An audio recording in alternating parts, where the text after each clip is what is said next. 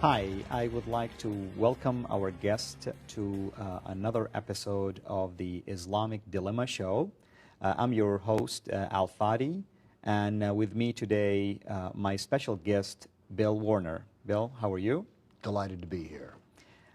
Today's episode will focus on the Quran again, and we will continue with our discussions regarding the importance of studying the Quran. And before we do that, I'd like to share with you from my own experience as a former Muslim that I have always viewed the Quran to be a perfect book that is the guidance for my life, that I had to follow it to the letter if I want to please the God of Islam, basically, and if I want to imitate the Prophet of Islam. And at the same time, I never ever thought that the Quran have any issues or contradictions or things that I need to be concerned about. Until, of course, I left Islam and I followed Christ, and at that point, through my search and through my analyses, and shall I say critical analyses, I discovered that the Quran actually is not a perfect book at all, and in fact it has a lot of serious issues that demand Muslim people in particular to look into it, which is things that I was fortunate enough to cover in the book that we just released, The Quran Dilemma. Bill, you have been studying the Quran, as you have stated before. Mm-hmm. Now, why do you think the Quran is an important book to analyze, even for non-Muslims? Well, you've just mentioned part of it, which is in your own introduction in relation to the Quran. When you read the Quran, you are reading a document that most Muslims accept as being absolutely perfect, without error. But the other thing that you've stated, and I've learned this as well, and this is another reason for non-Muslims to know it, is that it turns out that a lot of Muslims I've talked with don't really know that much about the Quran.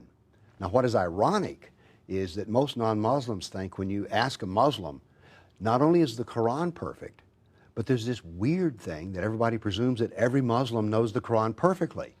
True, because you're indoctrinated as a Muslim person. I mean, they teach you the Quran. In my case, at least, where I grew up in Saudi Arabia, they teach you everything about Islam, the Quran, and religion from a very young age. I remember daily, 5 days a week, every day, at least a couple of hours studying religion all the time. And we're not talking about comparative religion here. Right. You don't study like anything about Christianity and compare to Islam, or Judaism and compare to Islam, or anything else like the isms that you mentioned and compare to Islam. No, you study Islam, and everything else is obsolete, is not good. That's all you hear about, so you have to remember that and keep focusing on studying Islam. And of course, when it comes to the Quran, it is thought of to be the absolute word of God, and that's where the fear stems from, because every Muslim think like, I do not dare to question what God is saying.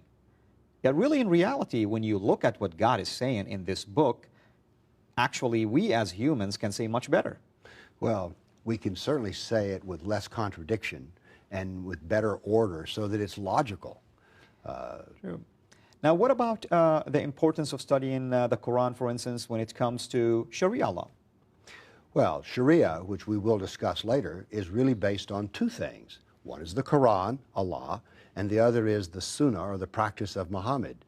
So you have to, if you're going to understand Sharia at all, you have to understand one of its legs, one of the things it rests on. That is very true, and when we talk about Sharia, we'll share more information about that, that indeed it relies mainly on these two major sources, in addition to an additional source that we call it also the consensus of the Islamic scholars. Now, for me as a former Muslim also, knowing the Quran was important for me to know the rituals that I have to do. Mm-hmm. So as a Muslim, I needed to know, for instance, that I'm commanded to pray, or I'm commanded to fast, or I'm commanded to tithe. I'm also commanded to perform the pilgrimage, and a whole, other things too that as a Muslim I needed to know. And the source for that was the Quran first. Second, you would go to the tradition of the Prophet to even get more interpretation of his understanding of certain things. What's so puzzling, though, that if you were to take the hadith or the tradition of the Prophet and his biography out of the picture, you really, as a Muslim, you'll be lacking certain important things. For instance, you wouldn't know that you have to pray 5 times a day, for instance. That's not mentioned in the Quran. Right. Prayer calling is not mentioned in the Quran, of course. And there is a whole lot of other teachings that if you are not going to study what Muhammad taught about them, you're not going to be able to learn it just from the Quran. And I find this is troubling. How can I not learn what God wants me to do from His own word? What is your thought on that? Well, as you know, the very prayers that you use as a Muslim are not found in the Quran. They're instead found in the traditions of Muhammad. And that's one of the things that's puzzling about the Quran, is how incomplete it is. There's just all manner of material that a Muslim needs to practice, but you don't know how, if you just depend on the Quran. That is true. Other troubling thing that the Quran will teach, for instance, the fact that jihad is something that is commanded of every true Muslim. And for me, in my case, as I mentioned in my brief testimony, that I wanted to go and fight for God, and the importance for that for me was to die as a martyr. And if I die as a martyr, then I am going to paradise, and paradise is the highest level of heaven, and my sins are forgiven. Because Islam doesn't give you any guarantee of salvation, except when you do something like this. Right. And that's what the Quran is going to help you with. Chapter 5 and Chapter 9 of the Quran are considered to be the latest 2 chapters that are revealed, which lead us to the doctrine that is absolutely dangerous, and that's the doctrine of abrogation or cancellation. That's where the radicals use, basically, and state that all of the peaceful verses, even including the one that says there is no compulsion in religion, have been canceled. Mm-hmm. I mean, did you encounter any difficulties with trying to reconcile the 2 sides, or I like your terminology, the 2 Qurans, basically? Right. Well, when you're first reading it, there is the confusion of like, well, which is it? Is it warm and fuzzy, or is it really bad? And so you're left with the contradictions. What do I believe here? Really is what it comes down to. Exactly. It's like a dual personality. And so you're very confused, and then of course we do find out that, well, no, there is a process for sorting out the confusion. But, as you point out, the process for sorting out the confusion is that jihad is good, tolerance is weak. Tolerance is really for a weak person, which was true of Muhammad's life. He was tolerant when he was weak, but when he became strong, not so much. Exactly. Now, the Quran as a book, if I want to just illustrate its size for those at least who are familiar with the Bible, the Quran is about 2/3 the size of the New Testament. Mm-hmm. The current Quran, and I want to underline the word current Quran, because truly we do not know, of course, if this is the true Quran that was revealed by the Prophet of Islam. When we talk about how it was collected, we are going to share more details about why we believe that what we have in our hands today is really not the complete Quran that was revealed by the so-called Prophet of Islam. This Quran has 114 chapters, as you know, Bill, and the way it's organized, really, it's not chronological. Not at all. And that's even troubling, too. If you want to study something, you are going to struggle with finding out the entire history behind its revelation and how it fits together as a book. One of the things I tell people to understand the Quran, what I call the bookstore Quran, is that imagine you took your favorite mystery novel, cut off the spine, and then rearranged the story in terms of the length of the chapter, which is the way the bookstore Quran is done. And then I gave you my favorite mystery book and told you to read it. You'd try for a while and you'd go, this doesn't make any sense at all. The murder didn't happen until the next to the last chapter. This does not make any sense. So that's the way the Quran is. It's like the mystery book with the story removed because of the way the chapters are ordered. That is true. When it comes to the number of verses, for instance, there is a debate. Some will say it's 6200 or 6204, 6232, 6234, 6236. And you look and you say, well, how many verses do we have in the Quran? And these are mere humans who are deciding the number of verses. Nevertheless, of course, the names of these chapters, at least from our studies, we know that Muhammad did not really label every single one of them. Some of them were known in his time. Yes, he did reference some of them, and we want to be fair about that. but not all the Quran was actually referenced in terms of its chapters and the organization of those chapters. In fact, the way the Quran is organized, it's almost similar to how the prophets in the Old Testament was organized, basically starting from the largest to the smallest. But even when you look at the Old Testament, the fact that it's organized that way, from the largest to the smallest, you can still tell just by looking at the introduction of each of these books, when the book was written, who wrote it, which king was living at that time, and you can still fit it together chronologically in an easy way. You know, there's something here that if you're familiar with the Old Testament, it is it tells wonderful stories. It's great storytelling. Another thing that's odd about the Quran is it's dreadful storytelling. A lot of times at the beginning of the story, you're left with, what are we really talking about here? So there's another incompleteness here, which is Allah turns out to be not a very good storyteller. Well, you know, Bill, you're fortunate that I am a former Muslim, because if I would have heard you say this about the Quran when I wasn't, when I was still following Islam, then definitely I probably would have been upset. And this is the truth. You cannot really criticize this book at all. And everybody would want to tell you that it is a perfect book, preserved in heaven. And the question is, if it's preserved in heaven, then why did God not reveal the whole thing all at once? All at once. It would have saved all of us the trouble of trying to figure out which part fits where.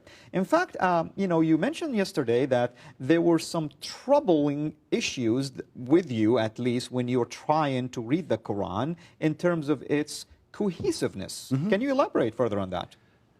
Well, one image I have is of a head of cabbage that's been chopped up and then put into a bowl. Now, we started off with something that was integral and easy to recognize, but when you put it all in the bowl, it's like it's hard to even tell what was the original form of this. You suspect as you're reading it that at one time this all made sense, but it's like it's been run through a blender. And we know the blender we took and just put the longest chapter in the beginning, and so it doesn't cohere. There's not a progression. Yeah. Well, Bill, you know, I'm glad to tell you that you're not alone in terms of your struggle about the Quran. I'm going to use just two examples, one of a Christian apologist and another one of a well-known Islamic commentator and exegete of the Quran. The first slide here we're showing is by what we call Kindi Apology. And Kindi was a Christian apologist who was debating another Muslim apologist around the 9th century AD or so. This is what he says about the Quran in his comments. He said, when the poets compose their poetry and weigh it to make sure that it is to the proper scale, which is harder and more precise in meaning, this is what it says, it stays cohesive. He's talking about poems now. He's saying the poems are much better structured than the Quran. And they're choosing the pure, crystal clear, and completely Arabic words with good, consistent meaning and more perfect, adhering to the rules. Now, we were talking before the start of the show that we always think, as a former Muslim, we thought that the Quran is the standard to follow when it comes to the Arabic language. That's what I've been told. The perfect manual for perfect Arabic is the Quran. But basically, what Kindi is saying is that, here is his debate. For your book, telling the Muslim scholar, meaning the Quran, is full of broken rhythm.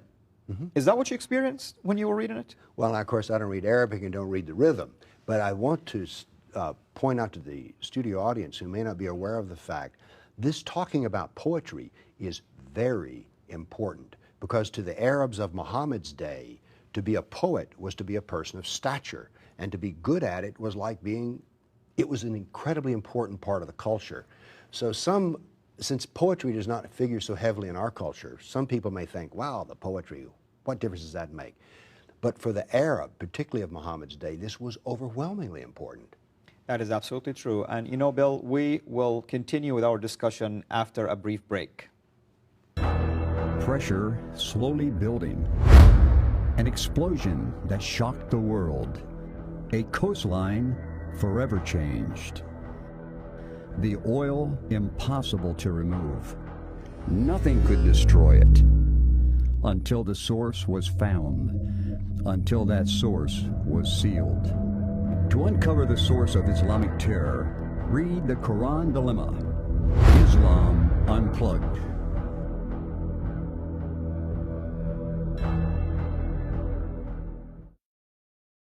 Hi, we welcome you back to our show, The Islamic Dilemma. Bill, we were discussing the Quran, basically, and we were saying that it's incoherent in its structure. In fact, we used an example of one of the Christian apologists, Kindi, around the 9th century, where he himself also was complaining about the same thing that you have just observed right now in the 21st century. So obviously the issue is still the same and hasn't changed.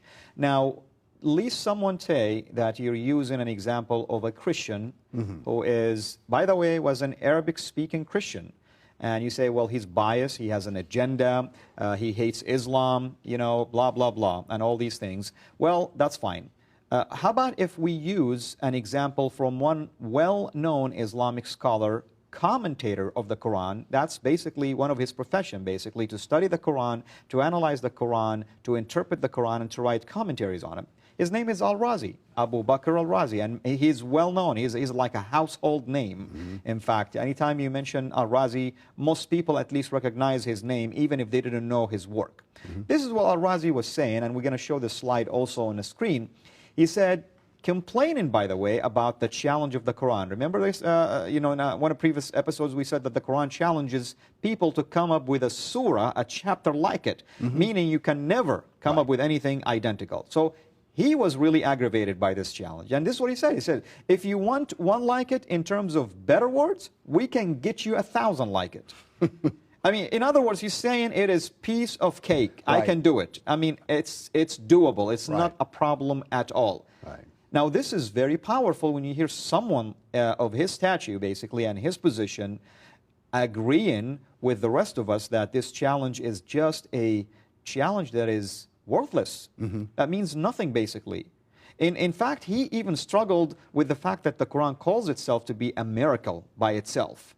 He didn't think that the Quran has such a power to claim itself to be a miracle, because that's basically what Muhammad always claimed. All along he says, my only miracle that I can offer you is the Quran. Whenever he's challenged to show a sign, a miracle, he would say, well, the Quran is my only miracle. Every verse is a miracle. Exactly, because the verse in Arabic means ayah, and ayah means sign, so every single verse in the Quran is a miracle. The only problem is this. Those verses were not numbered until almost the 19th century, so we don't even know which verses we're talking about here and how they were revealed. So even that's going to cause a problem. Now, here is what he was saying. He's saying that the Quran actually is a book that has repetitions. The Quran has a lot of lengthy stories that, in his view, is meaningless. And he also has a problem with the fact that the Quran borrows from a lot of outside sources that are not even divine. Enormously. Exactly. Now, I want to show also our viewers an example, a very simple example, as a matter of fact, of something that might relate to what we're talking about. This is a very small chapter in the Quran called the chapter of the abundance. The other name is Al-Kawthar, and we'll talk about the meaning of that word. It's chapter 108 of the Quran. It's 3 verses only. And we're going to see now these 3 verses. Actually, I was reading commentators on it yesterday, one of which called Al-Tabari, who is the closest to action. He lived around the 9th century AD, almost 200 to 300 years after the time of Muhammad. He invested over than 12 pages trying to explain the dilemmas found in these 3 verses. And I can assure you, he did not invest that much time because there is a miracle in this verse. No, because there is some contradictions and trouble in this particular chapter. This is what it says, and I think the viewer will see it on the screen. It says, surely we have given you the Kawthar. Now, the God of Islam is talking to Muhammad and saying, we have given you something called the Kawthar. Well, the commentators struggled with, what does this mean? What it means, they said, it could be a river in heaven. Now, Bill, do you know how heaven looks like? No. So why should I believe you when you tell me that there is a river in heaven and this is its name? And what is the significance of that for me as, let's say, a Muslim person? How is this going to impact me as a Muslim person that God gave Muhammad a river in heaven? Do you have any comments on this? No, but I have noticed one thing. Frequently, we can see the origin of the Quran and its desertness in that heaven is frequently portrayed as a very physical place and water is there. And you can tell that the image is, so the image here is intended to be poetic to the desert Arab, which is this is a cool, serene place. But we don't know anything about it at all. I'm just filling in here. Yes, because to me, if God wants me to learn something, an application, a practical thing that will help me in the here and now, I must know of something that I can relate to. It's almost, let's say, like God will say, well, you're going to be punished by a creature in hell. Well, what does that mean? I don't know what this creature is. I'm not intimidated because I don't even know the size of this creature or the look of this creature. But when God begins to talk to me in a language that I can relate to, then I would begin to think even in a better way. So one of the meanings was a river in heaven. Another meaning, it's a lake in heaven. A third meaning, it could be that God blessed Muhammad abundantly. Or it could be that this word meant that it is the gift of prophecy or the gift of Islam. Well, if the Arabs of that day struggled in understanding one word, imagine now their struggle with the rest of the Quran, which is filled with, by the way, words that are mysterious, that are weird, that have no meaning sometimes. In fact, there is those letters that we call the muqattat, or the mysterious ones, where it starts like with an alphabet letter like alif or a. And you say, well, what is this? Well, some say, well, it's a attention grabber. Attention grabber for what? You grab my attention for sure. Now, what does it mean? What does it mean? and things of that effect. But I want to also show the viewers, like if we jump from verse 1 that says, surely we have given you Kawthar, now it jumps into something else. Because we've given you this, now we're demanding you to pray. Therefore, pray to your Lord or to God and make a sacrifice. Okay, so because you've given me a river, that's Muhammad. This is directed to Muhammad. So Muhammad now has to pray and has to submit a sacrifice. Now, I'm not seeing any connection between Muhammad and myself here in terms of the reward that he's receiving. Is this an extra prayer that Muhammad must pray? Is this a thanksgiving prayer? Is this like going to the mosque and doing something special for God?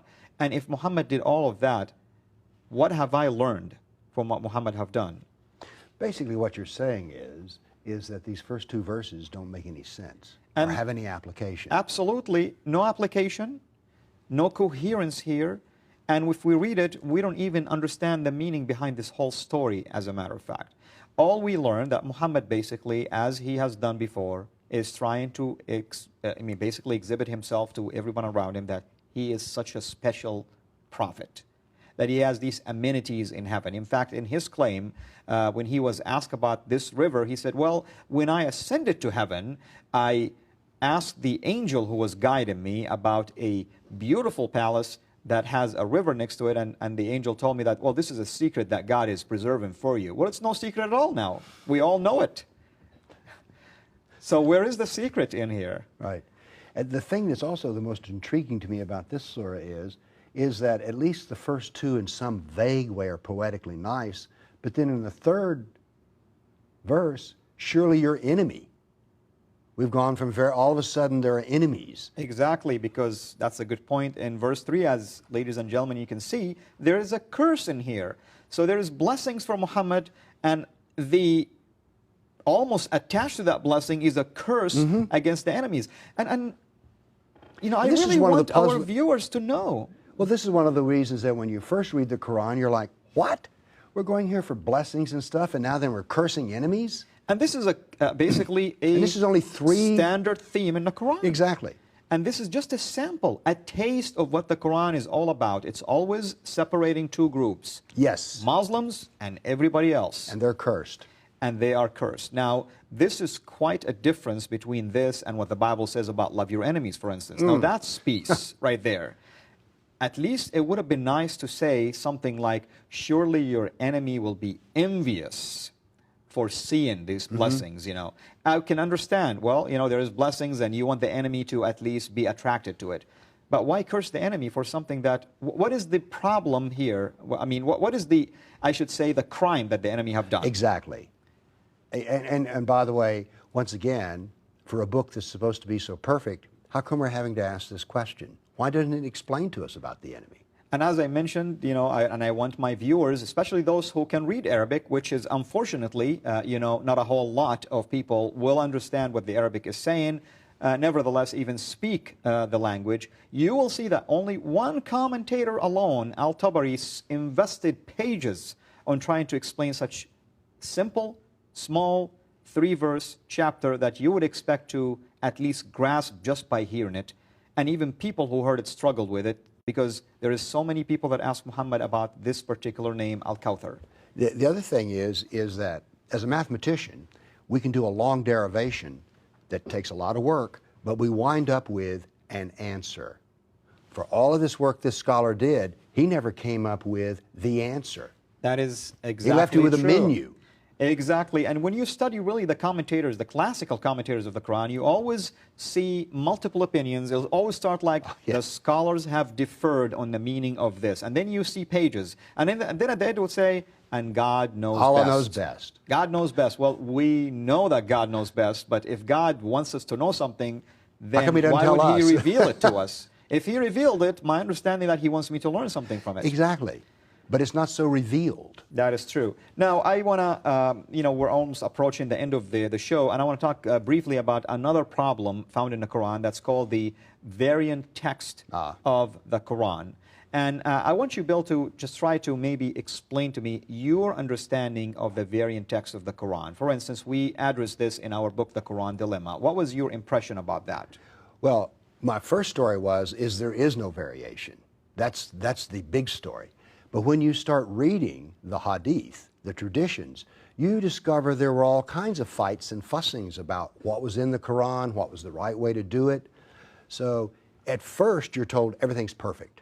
But then when you get beneath that, it's like, wait a minute, there's a lot of disagreement by people who are with Muhammad. That is very true. You know, and ladies and gentlemen, when we're talking about variant text, that means when we look at a Quran and a verse in it, sometimes the verse has a word or two, or maybe the whole verse could be read differently. I want to use just a quick example found, for instance, in chapter 25, in one of the chapters that you say in the Quran, and this is in chapter 2, verse 46. For instance, it says, who know that they shall meet their Lord and that they shall return to Him. The word know here in Arabic, actually, there is a couple of ways of reading it. One is to think, one is to know for sure. So, are you thinking you're going to meet your Lord, or are you sure you're going to meet your Lord? Very different. And that's basically the problem. And this problem stems from the fact that the original Quran, when it was written and compiled, which we'll talking about the collection of the Quran in the next episode, you'll see that basically these letters lacked basically vowels and lacked markings and things like that. I want to show this to my viewers here. As you can see in this example, in this example, basically it shows that the Quran has letters that has no vowels whatsoever, and it has dotting and markings, which was developed at 150 years after the collection of the Quran. We are approaching the end of our show. Bill, we enjoyed it as usual, and I look forward to our next episode. Ladies and gentlemen, we thank you so much for joining us today in our show, The Islamic Dilemma. We hope that you can go to our website and send us your emails and questions. Until then, I'm your host, Al Fadi. Mega blessings to you.